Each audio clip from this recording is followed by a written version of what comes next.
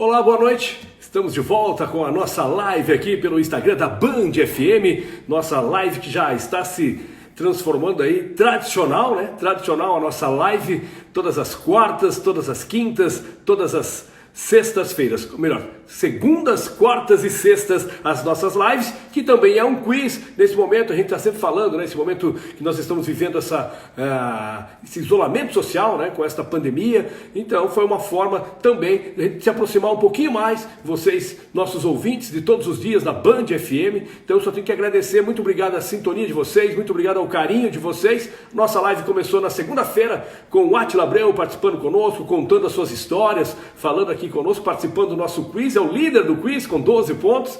Na quarta-feira, um papo muito legal com o Rodrigo Hardy, o capitão da Seleção Brasileira de Futsal, joga no Magnus, figura fantástica o Rodrigo, batemos aqui um papo falando sobre tudo. E hoje também nós teremos um convidado muito especial que vai participar conosco, um grande amigo, um cara que a gente tem uma admiração muito grande, né? Um cara que a gente tem uma amizade já de um bom tempo, e que hoje estará abrilhantando a nossa live aqui, no Instagram da Band FM. Deixa eu ver se já acho aqui o meu camarada, se ele participa com a gente aqui. Ele já vai aparecer. Você já sabe quem é, né? A gente divulgou durante toda a semana, hoje também nas redes sociais da Band FM, divulgamos. Tá aqui, apareceu. Já está todo de azul, para variar. Acho que é uma das cores que ele mais gosta, com muita alegria. Paulo Roberto Santos, o campeão moral paulista de futebol de 2020, com toda certeza, está lá com a camisa do Santo André. O Santo André, uma linda campanha neste campeonato paulista. O Paulo, que tem história em Sorocaba, o Paulo que chegou em Sorocaba para dirigir o Atlético Sorocaba, fez história com o Galo Sorocabano, mas também fez muita história com o nosso Azulão, com o nosso São Bento. É o rei do acesso, não sei se são 10, 11, 12, o Paulo vai contar quantos acessos ele tem, mas acima de tudo, sou testemunha. É um baita profissional, um cara que eu tenho orgulho de falar, Xará, você é meu amigo. E vou contar uma história aqui rapidinho, não sei se você lembra, Paulo Roberto Santos. Eu acho que a gente se conheceu lá em 2005, 2006, você treinava o Rio Claro, e num jogo no Walter Ribeiro, entre Rio Claro e São Bento. Você vinha caminhando ali, eu falei, saquei, falei, esse é o técnico dos caras. E a partir dali, a gente começou uma história, construímos aí uma história de amizade, embora você no Atlético, depois do São Bento, você rodou, Guarani, Santo André, enfim. Cara, muito obrigado pela sua participação conosco aqui na live. Pergunta inicial, como é que tá essa quarentena, meu amigo? Boa noite. Boa noite, Xará. Boa noite a todos aí que participam dessa live aí juntamente com você. Realmente não está muito bom, né? Eu acho que já é muito tempo, né? Eu acho que nós tínhamos mais ou menos aí uma previsão, pelo menos da nossa parte, que essa quarentena durasse um pouco menos, né?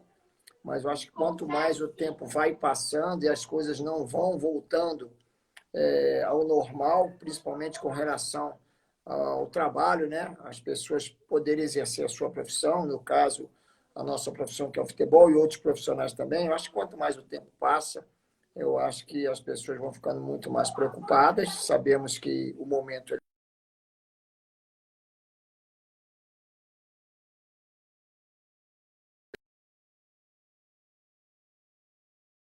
a solução da economia, mas também para a questão da saúde. As duas coisas têm que começar a caminhar lado a lado.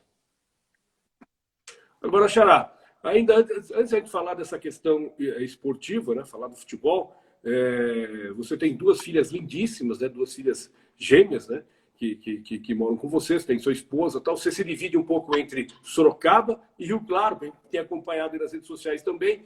Enfim, nesse lado mais família, nesse lado mais particular, você que é carioca, tem também toda a sua família, tem filhos também no Rio de Janeiro. Como é que tá isso aí? Contato realmente apenas por vídeo, por telefone? Quer dizer, não faz tempo que você não encontra alguns dos seus familiares. Como é que está essa relação?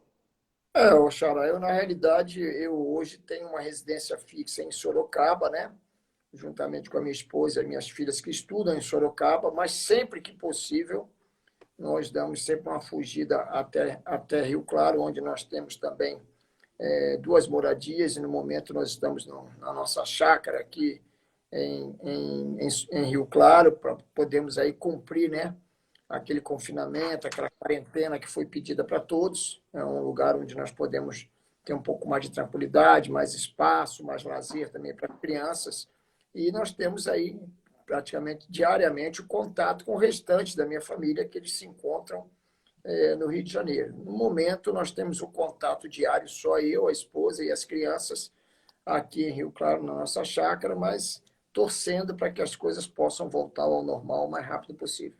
Tá certo. Agora, Paulo, a gente está acompanhando aí alguns países já com a volta do futebol, né? Principalmente na Europa, a onda na Europa, a curva, né? Já está na descendência, então já existem todos os protocolos e tal. Aqui no Brasil, a gente observa justamente nesse momento o contrário, a curva ainda está subindo, né? E você, que é um cara profissional do esporte, profissional do futebol, claro que todos nós gostaríamos de ver bola rolando, de que as coisas estivessem acontecendo. Entendo que com o público, este ano, não acredito em futebol, não acredito em show, não acredito em algo onde tenha aglomerações, esquece, nós não teremos isso. Mas, de repente, bola rolando no gramado tal, isso até pode acontecer. Sinto até uma forçação de barra por alguns times, né? O próprio Flamengo e Vasco foram falar com o presidente. Se for o caso, vamos jogar em Brasília, né? Temos que pôr a bola para rolar, tem muito interesse econômico nisso. Claro que a grana também conta e conta muito. Mas você disse agora, estou em isolamento, estou só com as minhas filhas, contato, essa coisa toda. O futebol, assim como outros esportes, basquete, enfim, outros esportes, é muito contato. Você vê segurança para daqui 20, 30 dias voltar ao futebol dentro de campo? Olha, o Xará, eu assim, é difícil a gente falar, porque eu acho que quem tem que responder realmente por isso e nos dar essa segurança são os órgãos responsáveis. Eu acredito eu que a partir do momento que os responsáveis pela saúde liberarem, né, as partidas de futebol dentro de você ter que seguir, né, todo o regulamento, tudo aquilo que se pede com relação a uso de máscara, algumas situações que nós estamos vendo aí que estão ocorrendo até já fora do Brasil em partidas de futebol, eu acho que você tendo essa segurança, eu acho que eu sou a favor de voltar. Eu não sou a favor de voltar ao futebol caso não se tenha uma segurança, até porque todos têm família e as pessoas envolvidas podem, de repente, acarretar problemas até para dentro da sua própria família. Mas eu, sinceramente, eu não consigo, sabe, entender uma quarentena que ela já vai para 90, daqui um pouco 120 dias, né? Eu acho até que a nossa quarentena ela já é a maior entre todos os países. Então, eu acho que as coisas estão se demorando muito aqui no Brasil para se encontrar uma solução para que a grande parte da população não seja prejudicada com relação a esse confinamento dentro de casa. Isso aí também traz problemas de saúde. Eu acho que muita gente não se atenta com relação a isso aí. O confinamento, o fato de uma pessoa não poder exercer a sua profissão, não poder trabalhar, não poder movimentar os seus negócios, isso aí também gera questão de saúde também. Também traz complicações com relação à saúde. Então, o que eu torço é para que as coisas possam caminhar juntas, né? A questão de se resolver a questão da saúde, ou pelo menos diminuir essa pandemia, e que as pessoas possam também voltar a seus trabalhos, entendeu? Sinceramente, eu não sou a favor desse isolamento total, 100%, eu não sou a favor disso, não. Pelo menos nesse momento. Talvez lá no início, lá atrás, eu fosse, mas hoje eu não sou mais a favor disso, não. É claro que é algo novo, né? Nós não estávamos preparados para isso. Nós, quando falo, o mundo todo, né? É uma grande surpresa isso que ocorreu com relação a esse vírus. É claro também que, observando hoje, lá no início, quando a coisa começou aqui no Brasil, alguns equívocos aconteceram. Né? Muita gente fala, não, mas o carnaval não poderia nem ter ocorrido no Brasil, que a grande manifestação que houve, o carnaval talvez tenha sido realmente a grande propagação do vírus. De qualquer forma, as atitudes que foram pós-carnaval ali, quando resolveu se fechar em 21 de março, o estudo que se tinha, não, vamos fechar 21 de março porque no meio de abril, comecinho de maio, a coisa vai estar mais amena. E não foi isso que aconteceu, as coisas só foram complicando. Há 15 dias atrás saiu um novo estudo dizendo que o pico vai ser no final de julho. Então, tudo aquilo que nós fizemos até aqui, então, né, valeu de quê? Claro que o isolamento social, a gente tem batido nessa tecla, o vírus está aí. Então, 70%, 80% da população talvez tenha contato com o vírus, alguns de forma sintomática, outros irão sofrer alguns problemas e outros vão chegar até a óbito, como é o que vem acontecendo. Agora, o isolamento é feito para que nem todos, ao mesmo tempo, precisem utilizar os hospitais, porque a gente não tem hospital para todo mundo. Então, realmente é uma situação difícil. A gente até entende a questão médica nisso, os protocolos da Organização Mundial de Saúde, mas é algo que realmente vários equívocos ocorreram desde o início, né? E quando a gente pensa em economia, pensa nas empresas que estão fechadas já há um bom tempo, claro, concordo com você, tem gente realmente pode não ter nenhum contato com o vírus, mas pode ter aí uma morte súbita, né? Porque o cara vai tanta pressão, né? Tem conta para pagar, funcionário para pagar, enfim, uma série de coisas e, infelizmente, o seu negócio não está funcionando. Então, a gente torce realmente para que isso passe, para que haja uma solução. Entendo que a solução seria a vacina, né? Nós não temos ainda um aceno com relação a isso, pelo menos se fala em vários estudos, mas não há nada de concreto. Então, a gente torce para quanto antes isso possa ocorrer. Agora, Xará, dito isso, falamos aí da quarentena, falamos desse problema que nós estamos vivendo, mas vamos falar um pouco de você. Olha, outro dia eu estava conversando com os caras da bola aí, e teve gente que falou o seguinte: o Paulo é enganation, ele nunca jogou, é um baita treinador, mas não jogou em lugar nenhum. Eu falei, não, que é isso? Sou amigo do Paulo, Paulo jogou no Rio de Janeiro, jogou lá no Botafogo, Paulo deu uma rodada, jogou na Bahia, jogou no Nordeste, enfim, deu uma rodadinha, mas o Paulo era lateral esquerdo, não estou enganado. Joguei sim, tive o meu início de carreira nas categorias de base do Botafogo do Rio, juntamente com o Luizinho Rangel, que hoje faz parte aí da comissão técnica do São Bento, né? Jogamos durante vários anos. Cheguei a atuar profissionalmente também na equipe de Bom Sucesso do Rio de Janeiro, joguei em várias equipes fora do estado do Rio de Janeiro. Tivemos uma carreira aí de pelo menos 10 anos no futebol profissional. 10 anos no futebol profissional, você parou cedo? Parei cedo, parei com 30, naquela época 30, 31 anos não era tão cedo, né?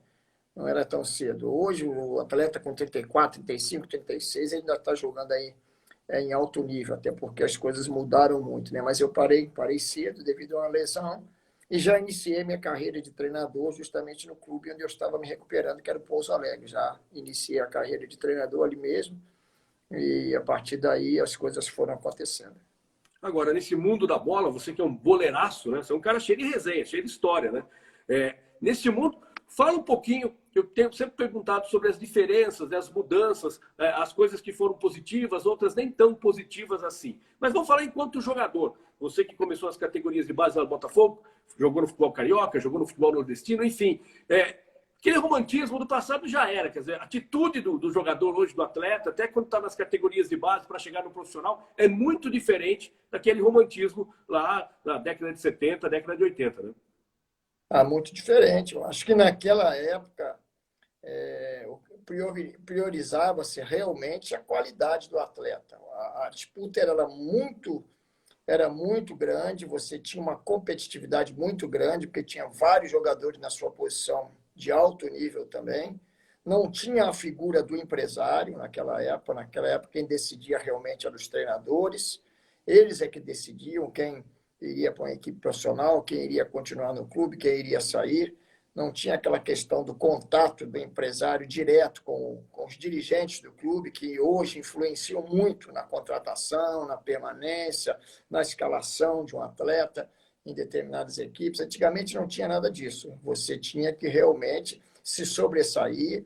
E eu tinha um treinador que eu lembro até hoje, que ele falava para nós na categoria de base, o Luizinho Rangel lembra disso, que nós estávamos na equipe considerada titular, no elenco do Botafogo, mas se amanhã ou depois aparecesse um atleta melhor, que a troca seria feita imediatamente. Então, nós trabalhávamos sabendo que existia uma competição muito grande que só uma pessoa decidia, que era o treinador. Então, naquela época, eu acho que surgia-se muito mais jogadores de qualidade do que hoje, né? E as dificuldades eram bem maiores. Nos dias de hoje, tem muita coisa por trás que envolve e que define a situação de um atleta profissional com relação à sequência dele ou não.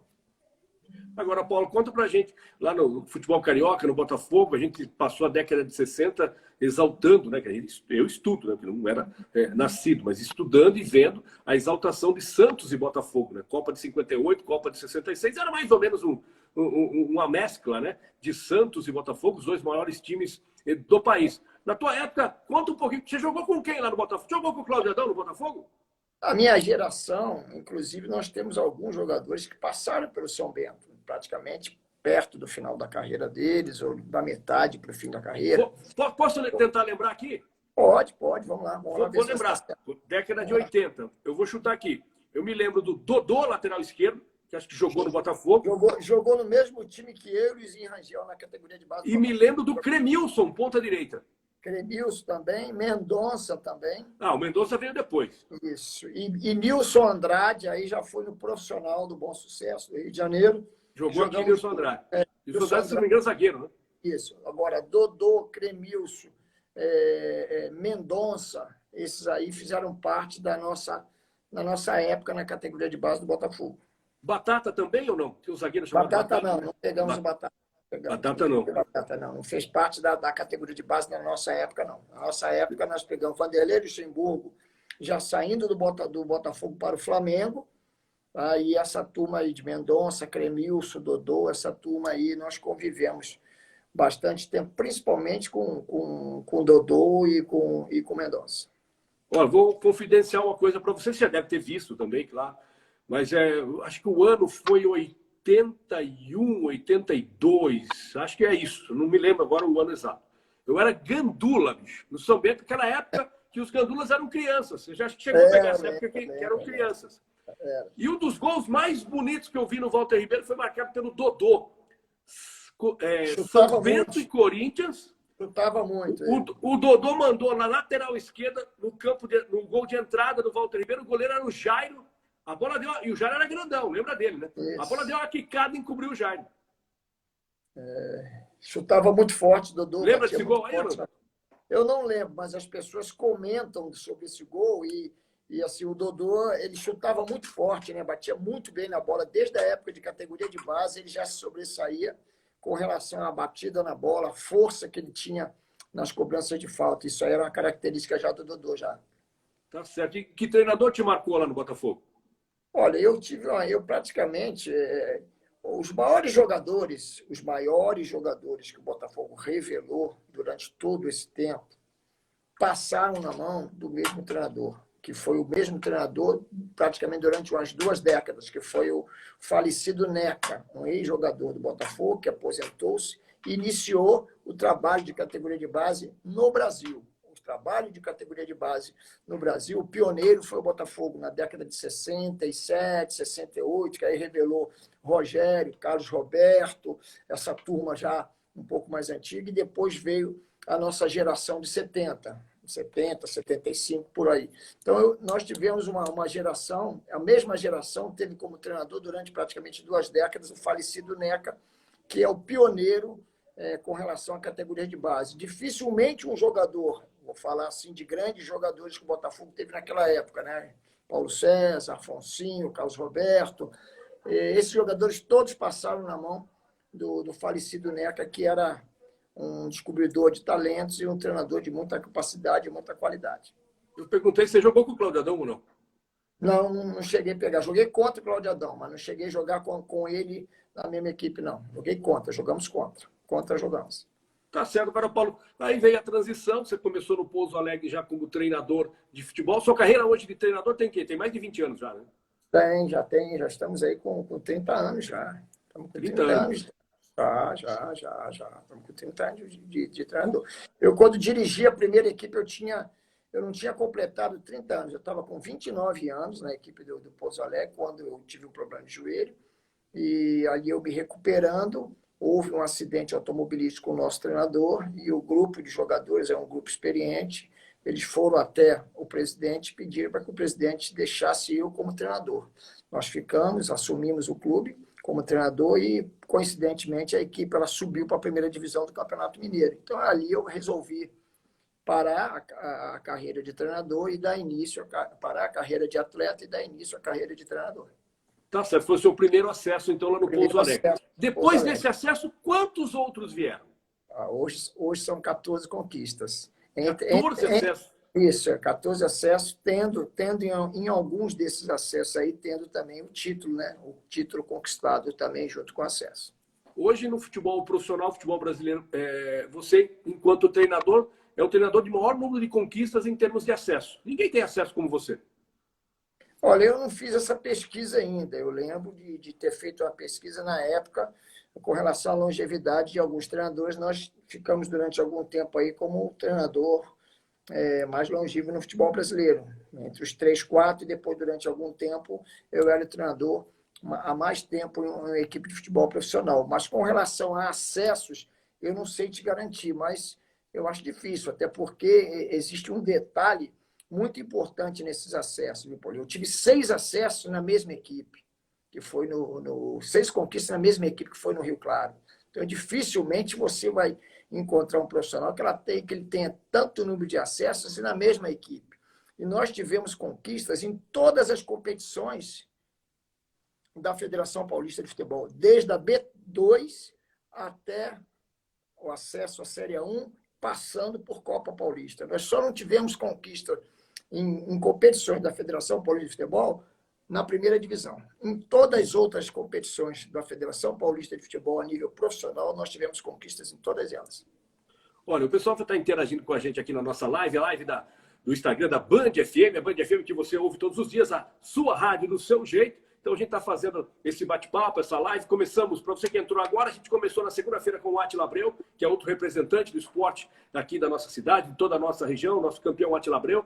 Também conversamos quarta-feira com o Rodrigo Hart, que é o capitão da Seleção Brasileira de Futsal, campeão do mundo em 2012, capitão do Magnus, enfim, um cara também sensacional no esporte. E hoje com o Paulo Roberto Santos, que tem uma história, uma raiz fincada em Sorocaba. E olha, o nosso ouvinte, o pessoal está interagindo aqui no Instagram, nosso internauta também, Felipe Manrique, saudades do Paulo no meu São Bento, o Edson Xavier está aqui com a gente também, o Marcelo Roberto, também melhor técnico da história do São Bento, tem também aqui o Oswaldo César também com a gente aqui, um abraço ao Paulo, deixou muita saudade, volta para o São Bento. Tem mais aqui, entrou agora aqui, o meu filho Fausto Favara Grande, Fausto Favara também acompanhando a nossa live. Agora, Paulo, você chegou em Sorocaba, primeiro para dirigir o Atlético, e no Atlético também, recheado de conquistas do Atlético Sorocaba, né?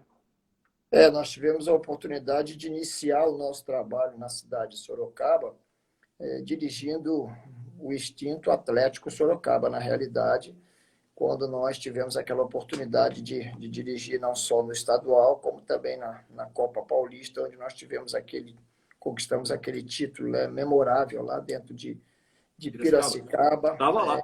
contra a equipe do 15 Piracicaba, com 18 a 20 mil pagantes no estádio. Né? Se eu não estiver enganado, o gol final foi de um zagueiro chamado Luizão, não foi? Luizão aos 48, 47, 48 já do segundo tempo. Né? Foi isso mesmo, Luizão. E aí a história do Atlético, hoje, infelizmente o Atlético, né, fechou suas portas aí no futebol profissional, também no futebol amador, enfim, não se sabe se vai voltar ou não, tem um belo CT. Muitos times do futebol brasileiro não têm um CT como tem o Atlético Sorocaba. E, aliás, muitos times do futebol brasileiro alugam o CT do Atlético para pré-temporada, concentração, enfim. E o São Bento, enquanto esteve disputando a Série B do Campeonato Brasileiro, comandado pelo Paulo, utilizou-se do CT do Atlético Sorocaba. Aí o Paulo sai do Atlético Sorocaba e aí, quando retorna na Série A2 para subir o Esporte Clube São Bento. E aí foi um casamento de 6 anos com o Esporte Clube São Bento, um casamento que parte do torcedor, não aceita esse divórcio até hoje, da forma como ele aconteceu, e coincidência ou não, pós saída de Paulo Roberto.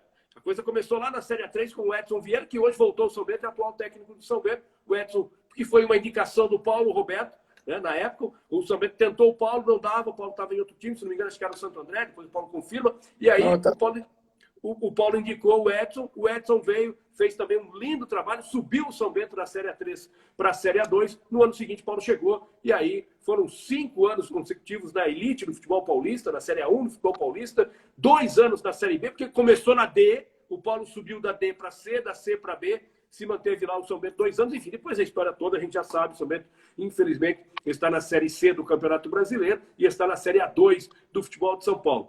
Mas não tenho dúvida que, numa rápida pesquisa com os torcedores, os mais antigos, os mais jovens, você é o principal técnico da história do São Bento. O Paulo, realmente foi uma história muito bonita, né? Nós estávamos, na época, na equipe do Arapongas, do Paraná, disputando a primeira divisão, e estávamos prestes a decidir o título de campeão do interior, quando surgiu o convite do São Bento. O São Bento era a Série A3 ainda, né, na época, e nós não tínhamos como sair naquele momento, né, porque nós estávamos próximos de conquistar o título de campeão do interior, que dava a vaga para a Série D e Copa do Brasil. E nós vínhamos conversando já há algum tempo com o pessoal do São Bento, e não tinha como nós sairmos naquele momento, e nós realmente indicamos, né, sugerimos o nome do Edson, né, que é o atual treinador do São Bento, mas o tempo passou, nós retornamos para o Rio Claro em 2013, né, aí conquistamos o acesso de novo no Rio Claro, a elite do Paulista, e do Rio Claro nós saímos para o Santo André para trabalhar na Série D do Campeonato Brasileiro. Pegamos o Santo André já na metade do caminho, na metade da competição. Fizemos um contrato com o Santo André até a Série A2 do ano seguinte, que seria, no caso, 2014. Chegamos próximo das semifinais da Série D, mas não conquistamos o acesso aquele ano. E tínhamos um vínculo com o Santo André para planejar a Série A2 de 2014. Foi quando houve o convite do São Bento. Naquele momento nós tínhamos a opção do São Bento, do São Caetano e do Guarani para optar, e nós optamos pelo São Bento até por toda a história que nós tínhamos na cidade de Sorocaba, por saber que nós íamos encontrar um ambiente muito propício, muito favorável para poder desenvolver o trabalho, porque o nosso trabalho já era conhecido dentro da cidade. E nós rescindimos com o Santo André e logo em imediato nós assumimos o São Bento naquela Série A2 de 2014. E aí, o acesso, e aí todo o currículo, todas as vitórias, todas as conquistas com o Esporte Clube São Bento. Agora, Paulo, tem dois internautas aqui, estou vendo, está subindo aqui, tem o Márcio Alves e também o meu xará, nosso xará, né? O Paulo Rodrigues, e praticamente a mesma pergunta. O Paulo com 14 acessos, o Paulo com ídolo da torcida aqui em Sorocaba. Enfim, quando que nós iremos ter a oportunidade de ver o Paulo, que é o atual líder aí do Campeonato Paulista, que foi paralisado? Aliás, hoje Milton Neves participou conosco do Jornal da Band, e falou sobre uma pesquisa que foi feita sobre um instituto, que eu não me recordo agora o nome, mas que ouviu torcedores de todos os times. E nessa pesquisa, a pergunta era, basicamente, se o Santo André deveria ser reconhecido o campeão paulista. E entre todos os torcedores de São Paulo, Corinthians, Santos e Palmeiras, todo mundo cravou: o Santo André é o campeão paulista de 2020. O reconhecimento pelo trabalho do Santo André, reconhecimento pelo seu trabalho. E a pergunta é, será que um dia nós vamos acompanhar o Paulo num Palmeiras, o Paulo num Vasco, num Flamengo, num Botafogo, num Santos, enfim? Você já esteve perto de chegar num time grande? Olha, Paulo, essa pergunta, essa indagação, eu recebo ela já há algum tempo, né? Há algum tempo. Isso aí até nos deixa muito lisonjeado, porque isso é sinal que as pessoas acompanham o nosso trabalho e que também dão valor ao nosso trabalho. Mas futebol, todos nós sabemos como é o futebol, né? Nós estamos vendo a nossa política aí, como é que as coisas acontecem. O futebol não é muito diferente, existe o sistema também, ele é muito complicado, existe um sistema, né? E muitas coisas que acontecem, né, no meio do futebol são coisas obscuras. O futebol brasileiro hoje, o profissional, ele não é só a capacidade dele, as conquistas, o momento dele que determina para que ele vá para uma equipe maior. Todos nós sabemos disso, que não é isso. E nós temos trabalhado, esperando, quem sabe, um dia o nosso nome ser lembrado. Mas sabemos também que hoje o futebol vai estar indo muito para esse lado, né? Existe determinado profissional que ele não tem o perfil de determinadas equipes. O futebol está muito mudado. Hoje nós estamos vendo o futebol caminhando para um lado muito difícil, principalmente para nós treinadores, né? O futebol está caminhando para um lado muito difícil. E, de repente, alguns treinadores que têm um perfil parecido com o meu, ele vai sempre ter dificuldade de dar 2, 3, 4 passos à frente. Mas aí também não há questão de reciclagem, Paulo, porque, por exemplo, você é conhecido, né? O pessoal até brinca que você é o Luxemburgo do interior, pelo estilo, aquela coisa toda, e também pelas conquistas. O Luxemburgo ficou muito tempo meio que afastadão, mais de 10 anos sem conquistar nada, e ele que foi, num determinado período, era unânime, era o melhor treinador do futebol brasileiro, com todas as conquistas, desde lá do Bragantino, enfim, com todas as conquistas que o Vanderlei obteve na carreira. Agora o Vanderlei voltou, muita gente desconfiava com o Vanderlei, voltou no Palmeiras, com toda a estrutura de um Palmeiras, e parece ser um Vanderlei diferentão, o Palmeiras apresentando um bom futebol, né? Desde o início. Enfim, você não acha também que passa por essa reciclagem? Porque também existe um outro confronto entre os técnicos brasileiros com relação ao que a mídia fala, né, com relação aos técnicos estrangeiros, ao trabalho que foi feito aí pelo português Jorge Jesus no Flamengo, o próprio São Paulo e no Santos. E a gente percebe que parte dos técnicos falam, não, peraí, a gente sabe tanto quanto. Enfim, o que você tem para falar também sobre isso? Olha, eu não vejo esse lado de reciclagem, não, porque muito se bateu nessa tecla com relação ao Vanderlei durante anos e anos, né? Parece que era ter uma coisa combinada, articulada, né? Só se falavam nisso. E ele voltou aí e está realizando um bom trabalho, entendeu? Então, eu acho que a reciclagem de um profissional é o profissional estar acompanhando o futebol, estar vivenciando o futebol. Às vezes o profissional está fora do mercado, mas isso não quer dizer que ele está desatualizado, como foi o caso do próprio Vanderlei. E existem alguns modismos no futebol, né? Teve uma época aí que era a época dos treinadores mais jovens. Alguns deram certo, muitos deles não deram, mas desapareceram.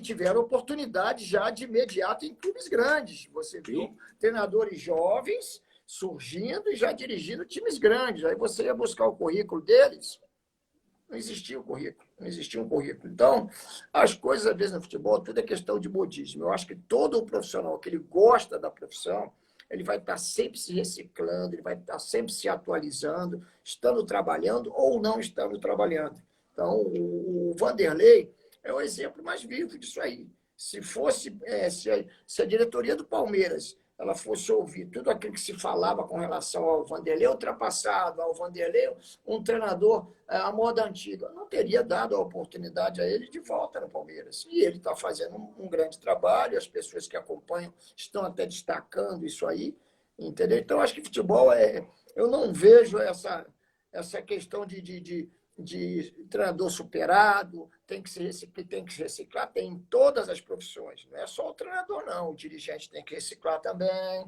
né? O profissional de imprensa também tem, porque fala-se muito só no treinador e os outros profissionais que militam dentro do futebol. Então, todos têm que estar acompanhando o momento do futebol, aquilo que o futebol pede. Agora, lógico que cada um ele tem a sua característica de trabalho, cada um tem aquilo que ele acredita, cada um tem a sua forma de atuar em que ele acredita. Não é porque o futebol hoje, a maioria das pessoas quer que se jogue de uma maneira. Se você tem uma ideia de jogo diferente, você tem que acreditar naquela ideia que você tem. Agora, saber também, no momento de mudar, que você saiba também, esteja atualizado para mudar a maneira da sua equipe atuar. Então, eu vejo por aí. Eu acho que o treinador de futebol ele vai estar sempre se reciclando, estando atuando ou não estando atuando, dentro do mercado ou fora do mercado.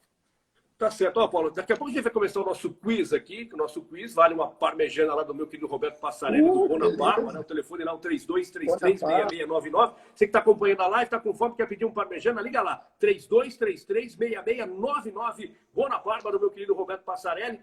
Daqui a pouco a gente vai começar o quiz, mas antes, curiosidade. Tá aqui a Gleide Garcia, com certeza, está concordando com o que você falou a respeito de reciclagem. Agora, quero saber o seguinte, Paulo, agora, na atualidade, aí, com o Santo André, mas primeiro com o São Bento. Cita um jogo com o São Bento, aquele jogo que te marcou, está na tua memória, por, enfim, diversos fatores e tal, mas é um jogo que você vai levar para sempre aí na tua memória, um jogo do São Bento.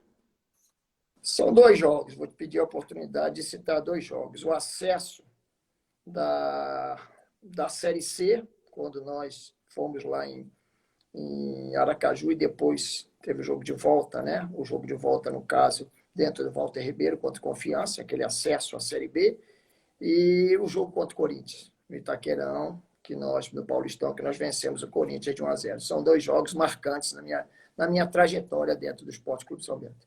Se eu não estiver enganado, esse jogo contra o Corinthians, no Itaquera, o gol foi do João Paulo. Acho que foi um gol de cabeça do João Paulo, não foi? Foi isso Zagueiro mesmo, João Paulo. Foi. E esse jogo, esse acesso, eu estive nos 2 jogos, né? Tanto lá no Nordeste quanto aqui também. Estive no jogo também do acesso para a Série B, enfim. Mas isso faz parte da nossa história. E agora, recentemente, com o Santo André, qual seria o jogo que você destacaria?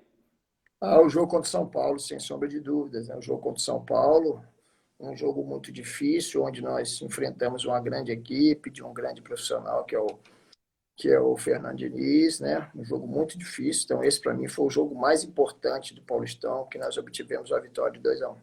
Tá certo. O nosso querido professor João Batista Lopes Abelha, mandando um abraço ao Paulo. Ele que vai estar também na nossa live. Se não me engano, a live com a Abelha é dia 29. É dia 29? Acho que é dia 29, a live com a Abelha, que também estará participando conosco aqui no Instagram da Band FM. Ô Paulo, tá preparado para o nosso quiz ou não? Vamos aí. Estamos juntos aí. Cara, é difícil, né? Se você me desse a matéria, eu estaria estudando, mas estudar sem a matéria é complicado. Mas vamos lá. Não, mas sabe que é uma brincadeira bacana, tá? Bom para a gente exercitar a memória também. Isso, é bom. Isso que é muito legal. Separei aqui alguns questionamentos, o nosso quiz, o quiz da Band FM. A gente vai começar para falar de automobilismo. Temos 2 perguntas de automobilismo, Fórmula 1. Temos uma pergunta sobre Olimpíada. E aí nós temos 4 perguntas sobre o futebol brasileiro e as últimas 3 perguntas sobre Copa do Mundo. São as perguntas que valem mais, né? Lembrando que, por enquanto, Átila Abreu é o cara a ser batido. Tem 12 pontos. O máximo são 16 pontos. O Rodrigão, que participou quarta-feira, fez 6 pontos, o Rodrigão. E estava com ajuda lá, tá? E não conseguiu. Mas vamos lá, Paulo. Podemos começar? Podemos, vamos lá. Você gosta de Fórmula 1, amigão? Olha, eu vou te falar a verdade. Até a época do Senna eu ainda acompanhava um pouco, né? Mas de lá para cá eu não tenho acompanhado mais, não. Não tem acompanhado, não? Não tenho acompanhado, não. Então, fiz uma perguntinha para você aqui que se refere a um dos ídolos do automobilismo brasileiro. A gente vai falar sobre Emerson Fittipaldi. Sabe quem é, né? Fittipaldi, década de 70, né? Emerson Fittipaldi. Emerson Fittipaldi foi o primeiro brasileiro a tornar-se campeão mundial de Fórmula 1. Ele foi 2 vezes campeão, Paulo. Foi em 72 e 74. Você lembra bem o que você fazia lá em 72 e 74? A época que eu estava começando nas categorias de base do Botafogo. Época de ouro, essa aí. Emerson Fittipaldi, irmão do Sim Fittipaldi, né? Tinha um irmão, Wilson Fittipaldi, isso. Então a pergunta para você é a seguinte, meu amigo. Pergunta fácil. Eu quero saber quantas vitórias o piloto bicampeão mundial Emerson Fittipaldi conquistou na Fórmula 1. Você vai chutar. Se está sem ajuda, vai chutar. Vou te dar 3 opções. 14 vitórias, 15 vitórias ou 18 vitórias? 14, 15 ou 18? Isso. 14, 15 ou 18? Vamos lá, 14. Ih, o cara tá com uma cola lá, rapaz. Acertou a primeira. Tá todo mundo colando. Não tem como. Tá todo mundo colando. Por que você chutou 14? Aqui, eu tô de braço cruzado. O cara foi bicampeão mundial. Então vamos lá. Posso fazer a segunda? Pode sim, Xará, pode. Vamos lá. A segunda também é tranquila. A segunda é sobre o atual campeão Lewis Hamilton. O inglês Lewis Hamilton. Essa é uma matéria sobre o Hamilton esta semana, que é o britânico que mais faturou grana no esporte. Algo em torno de $1,5 bilhão de dólares. Que tem muita grana. O Lewis Hamilton, além de ser muito competente, né, sem dúvida alguma, um dos maiores pilotos da história da Fórmula 1. Eu quero saber o seguinte, quantos títulos tem Lewis Hamilton? Aí, ó. Lewis Hamilton. Peraí. 4 títulos? Não, aí não. Aí você foi mal.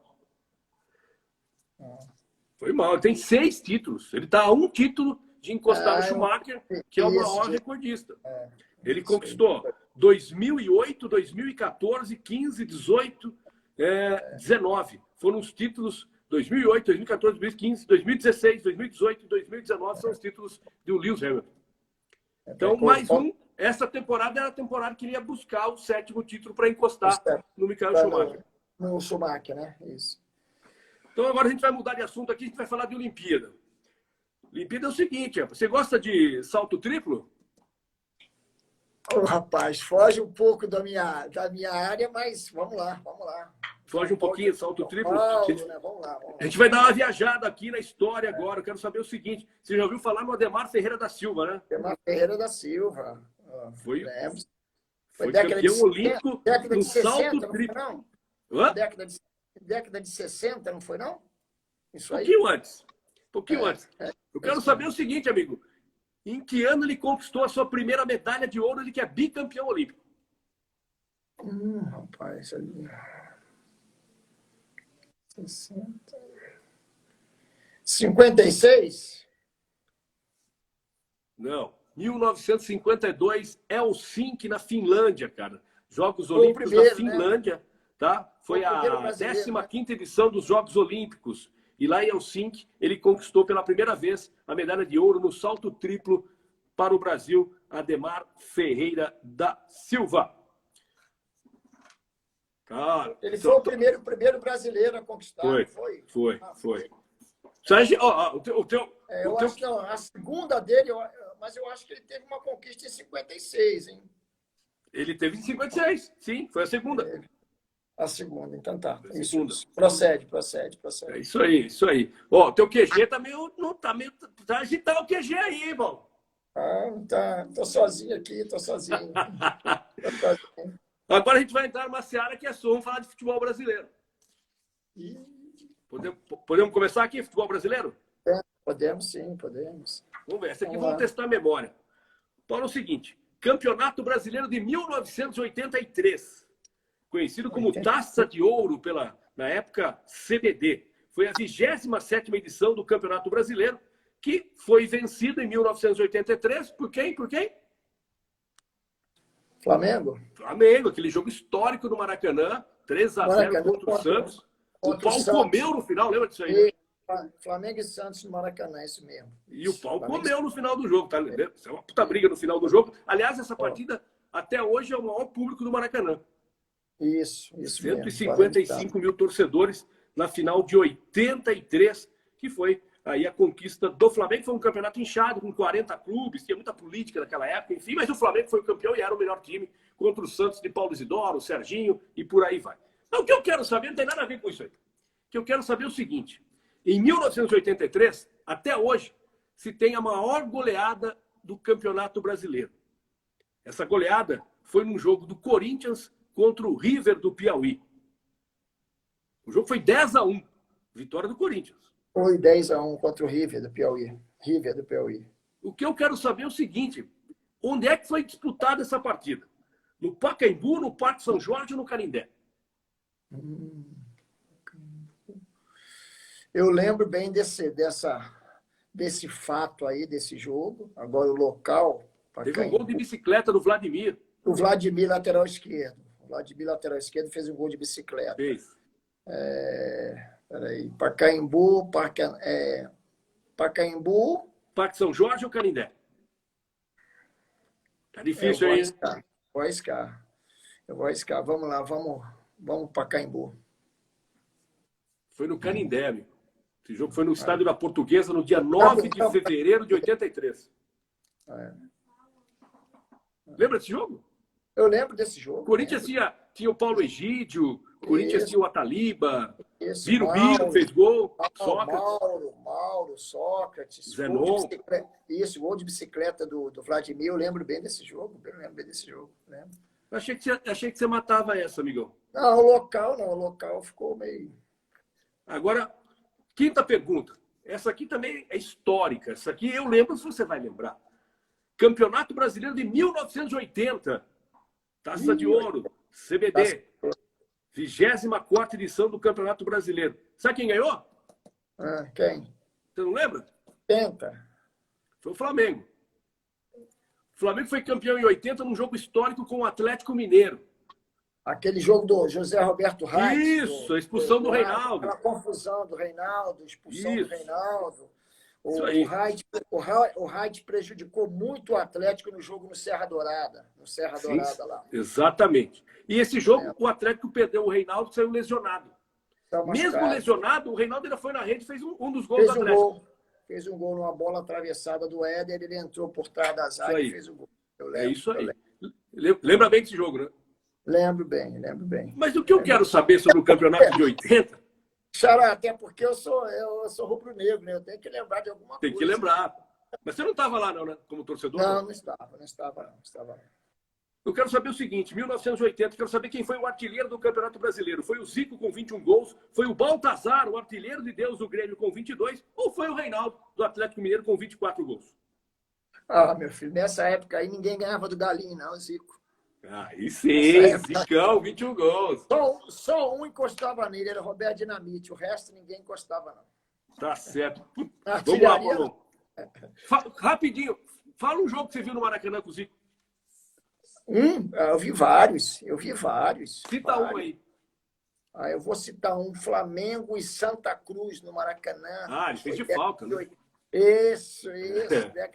Década de 80, mais ou menos, por Sim, aí. sim. É a data Golaço. certa.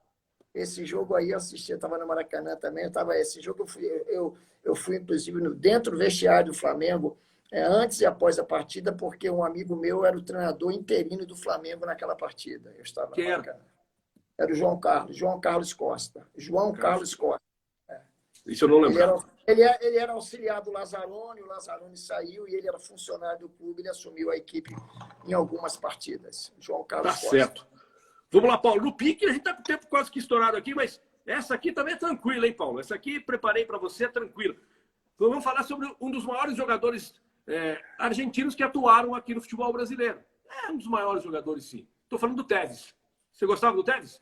Gostava. O Tevez do Corinthians gostava. Sempre gostei. Isso, Tevez. O Tevez, argentino, nasceu em 1984, jogou no Boca, aliás, joga no Boca até hoje, rodou, joga no Boca. Chegou no Corinthians com 21 anos de idade.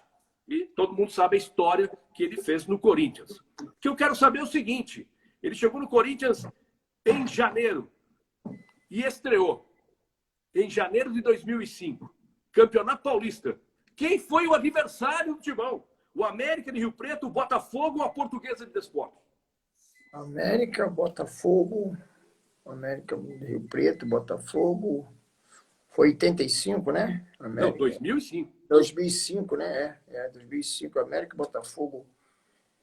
Rapaz, agora eu não lembro. Botafogo. Não? Botafogo. Não, foi com o América. América, O América, logo no primeiro jogo, amigo, ele pegou a bola, passou por todo mundo, pênalti. Quem era o goleiro do América? Você vai lembrar. André Zandoná. Zandoná jogou no São Bento. Jogou no São pênalti. Bento. Corinthians ganhou o jogo de 1-0. Quem bateu o pênalti? Pênalti era Tevez mesmo. Tevez Não, ou Marcelinho? foi o Diego Coelho, lateral direito. Era o batedor oficial do Corinthians. O Coelho, isso mesmo. Mas tá bom. Fique tranquilo que você tá indo muito bem, Paulo. Até agora você acertou 3 perguntas. Vamos para a pergunta 7, amigo. Copa do Brasil. 2011, 23ª edição da competição. A pergunta básica para você. Quero saber qual time foi campeão da Copa do Brasil em 2011. 3 alternativas. Fluminense, Vasco ou Corinthians? 2011, Fluminense, Vasco. Eu acho que foi o Vasco, hein? Eu acho que foi o Vasco, 2011, né? Acho que foi o Vasco. O Vasco foi campeão. Você lembra com quem disputou a final? Cara. Foi com o São Caetano ou não? Foi com o Coritiba. Coritiba, isso. Coritiba, o Vasco, o primeiro jogo foi 1-0 e o segundo jogo 3-2. O Vasco perdeu, mas como marcou fora, enfim, o Vasco acabou conquistando o título em 2007. O campeonato tinha aquele regulamento de gol fora, sim, né? Sim. 2011. Agora, Paulo, para a gente fechar aqui as 3 perguntas sobre Copa do Mundo, a pergunta 8, a pergunta 9, a pergunta 10. A 8 vale 2 pontos, a 9 vale 3 pontos e a 10 vale 10 pontos. Vamos lá, Paulo, atenção. Copa do Mundo, 1978, 11ª edição da Copa. 16 países participaram. Onde foi a Copa de 78, Paulo? Copa de 78? Foi na Argentina, não foi? Na Argentina, é básica, né? Foi na Argentina. Aquela Copa complicada, né? Teve aquela maracutaia da Argentina com o Peru e tal. Enfim, você lembra bem do elenco do Brasil de 78? Mais ou menos, vamos lá, mais ou menos eu lembro. Eu vou direto na pergunta, eu quero saber quem era o camisa 7 naquela seleção. Era o Dirceu, era o Zé Sérgio ou era o Gil? Búfalo Gil. Gil. Peguei você, era o Zé Sérgio. O Gil jogou com a 17 aquele campeonato. Ele era o ponta direita, mas jogou com a 17. E o Zé Sérgio, que era ponta esquerda no São Paulo, jogava com a 11, foi de 7 na seleção. Foi pelo número da inscrição, né? Da inscrição, Foi isso aí. Pergunta 9. Copa do Mundo de 1998. Foi a Copa da França. Foi a 16ª edição da Copa. A perdemos, Copa do 32 né? seleções participaram, perdemos 3-0, teve aquele problema do Ronaldo, enfim. Ronaldo. A seleção acabou perdendo, a França venceu 3-0. Pergunta tranquila, essa é para você tomar um 10. Eu quero saber o seguinte, quem era o capitão da seleção da França na conquista em 98? 3 opções. O goleiro Fabien Barthez, que era um baita goleiro, Zinedine Zidane, o grande Zidane, ou era o Deschamps? Zidane. Era o Deschamps, Paulo. Deschamps era o capitão. É, isso aí. Eu lembro assim. Pensei que você ia acertar, Deschamps, loirão, Deschamps. E essa Copa aí eu assisti ela toda, aquele problema do Ronaldo, né? Aquele problema do Romário não ter sido convocado, aquelas confusões também que teve, cortaram o Zagallo e o Zico, né? Tiveram, como é que se diz, assim, a responsabilidade sobre o corte do Romário, o Romário não foi. A Copa que eu acompanhei bem essa Copa. Tem muita gente comentando aqui, passou o nome agora aqui, mas eu lembro do que ela perguntou. Fala, Flaviana, ajuda Flaviana. Flaviana é sua esposa, né? Tá acompanhando aí. Paulo, para a gente fechar aqui, a última pergunta é com relação à Copa de 2006. Copa de 2006, o Brasil tinha um timaço, né? Tinha aquele quarteto, que era o Adriano, o Ronaldo, Kaká e Ronaldinho. Tinha o Robinho, né? Que estava no banco, tinha o Fred, daquele time. Tinha Roberto Carlos e Cafu, perdemos o jogo para a França. Aliás, sobre esse jogo, aquele gol, você acha que o Roberto Carlos falhou naquele gol? O gol que ele estava amarrando a chuteira, né? Isso. Taticamente falando. Eu acho que não. Acho que não.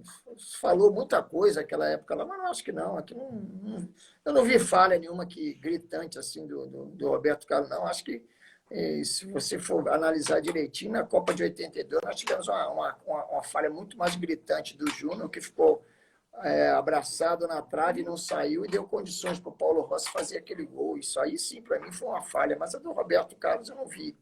Eu não vi nenhuma falha assim gritante dele, não. Tá certo. A última pergunta, Copa do Mundo. Essa, eu não fiz a pergunta ainda, né, sobre a seleção. Eu quero saber o seguinte, o Brasil estreou nessa Copa 2006 contra a Croácia e venceu o jogo por 1-0. 1-0, né? Quero saber quem foi que fez o gol. Foi o Ronaldinho Gaúcho, foi o Kaká ou foi o Ronaldo? Aí eu lembro bem do placar de 1-0, mas quem fez o gol nesse jogo aí eu não tô me lembrando muito bem, não. Kaká, Ronaldinho Gaúcho, um fenômeno, não tô lembrado, mas vou chutar para você, tá? Kaká. Grande Flaviana, golaço no Paulo. Matou no peito, não deixou cair, bateu, tá certo com o Kaká. Eu deduzi assim, Xará, não foi uma Copa do Fenômeno, não foi uma Copa dele, né? E o Kaká tava voando nessa época, né? Tava voando. Kaká foi lá. Aí, Paulo, fizemos então, aqui a nossa conta, 4, 5, vem pra cá, 6, 7, 8 pontos, cara. Você, por enquanto, é o vice. Fez 8, o Rodrigão fez 6. Tá legal, tá bom. Vamos lá. Ainda sobre Copa, a gente tem mais um tempinho aqui, Paulo. Qual foi a melhor seleção que você viu jogar? Que eu vi jogar? Que mais te encantou, que mais você gosta? Eu vou contrariar, hein? Eu vou contrariar muitos, mas a melhor seleção que eu vi jogar, para mim, foi a de 1970. A melhor seleção que eu vi jogar. De 70 O que você acha que aquela seleção de 70... que aquela seleção de 70 tem do atual futebol hoje? Ela tem as duas coisas que eu acho que são prioridade numa equipe de futebol para se tornar uma equipe completa. Ela era uma equipe ofensiva e defensiva ao mesmo tempo. Era uma equipe que, quando tinha a bola, era ofensiva e, quando não tinha, marcava do meio para trás, jogava de forma compactada, que hoje se falam que é a modernidade do futebol. Aquela seleção de 70 já fazia isso, marcava do meio para trás, agrupado, de forma agrupada, se defendia bem, mas quando tinha a bola nos pés, era uma equipe altamente ofensiva. Então, aquela seleção, para mim, em termos táticos, foi a seleção mais equilibrada que eu vi jogar. A seleção de 82, que muito se fala, era uma equipe muito boa ofensivamente, mas era muito vulnerável defensivamente. A de 94, que nós fomos campeões do mundo, era uma equipe média ofensivamente, mas muito boa defensivamente, muito bem equilibrada pelo Carlos Alberto Parreira. Então, eu acho que a equipe de 70, para mim, era uma equipe mais completa. Tá certo. Tirando o Pelé, Paulo. Tirando o Pelé. Cite dois monstros aí que você viu jogar. Realmente, o Pelé é o concurso. Para mim vai ser sempre, né? Dois, eu vou falar a verdade para você que dois. Olha, os dois jogadores que eu sempre admirei muito, um é o Zico, sem sombra de dúvidas. Para mim, em termos de ponta de lança, a função do Pelé, camisa 10, o jogador que mais se aproximou do Pelé para mim foi Zico.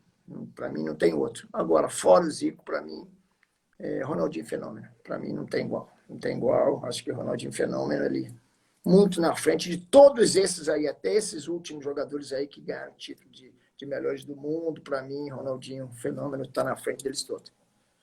Olha, restando dois minutinhos para a gente encerrar a nossa live, eu só tenho que agradecer você, Paulo, por ter topado essa brincadeira, participar conosco. Agradecer a Flaviana, que te ajudou. Enfim, as meninas, muito obrigado. Gratidão pela sua amizade, gratidão pela sua participação. Você é um cara que merece suas conquistas, né? E a gente não sabe como é que vai finalizar o Campeonato Paulista, se vai realmente finalizar no campo ou não, mas se não finalizar no campo, pelo que foi feito até agora, o Santo André, com toda certeza, será o campeão paulista, né? E eu acredito que todos os times, por aclamação, vão acabar decidindo por isso, caso nós não tenhamos aí datas, enfim, para fazer, existe uma demora, embora tenha uma forçação de barra ainda para se jogar. E o Santo André, caso volte a campo, o Santo André tem todas as possibilidades aí de conseguir a sua classificação e jogar com o Palmeiras 2 partidas. Acho que o campeonato já está manchado, paralisado, não, sem culpa de dirigente algum, mas por todas as circunstâncias, né?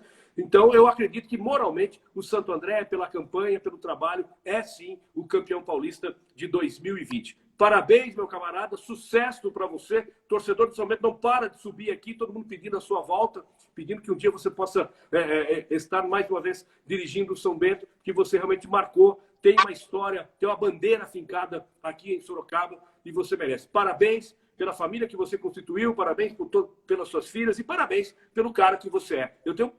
Um dos caras que eu posso falar, tenho orgulho de dizer, assim como eu falo sempre, esse já é meu irmão, que é o Abelha, mas você tem orgulho de dizer que você é meu amigo. Parabéns, cara. Obrigado, Xará. Só corrigindo aqui, eu falei Ronaldinho Fenômeno, mas é o Ronaldinho Gaúcho que eu queria me referir.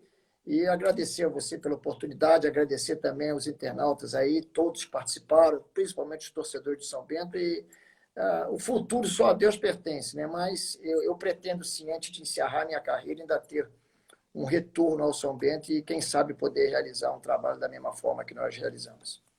Legal. Obrigado ao Paulo Roberto Santos, atual técnico do Santo André, participando da nossa live. Nós vamos voltar na próxima segunda-feira, também com outro amigo, narrador Jorge Vinícius, trabalhou muito tempo na Rede Globo de televisão, enfim, hoje está brilhando lá em Ribeirão Preto. Jorge Vinícius é o nosso convidado da nossa live da próxima segunda-feira e você vai se acostumando. Então, nossa live tem esse quiz, essa brincadeira. Tá valendo aí uma parmegiana do Bona Parma. Se você tá com fome, 9 da noite ainda, dá uma ligadinha lá. 32336699 é a deliciosa parmegiana do Bona Parma para esta sexta-feira sensacional. Paulo, mais uma vez, obrigado. A live da Band FM, a sua rádio do seu jeito. Volta então segunda-feira, a partir das 8 horas da noite, com o narrador, com o jornalista, com Jorge Vinícius, que estará conosco na próxima segunda-feira. Todos uma ótima noite e um ótimo feriado prolongado. Não saia de casa, todo mundo quietinho, isolado. Não estamos em férias, estamos em isolamento social. Então, se puder, fique em casa, nada de sair para a rua. Um forte abraço para todo mundo. Um abração, um beijo. Fui. Tchau, Paulo. Tchau, tchau. Tchau, tchau. Um abraço.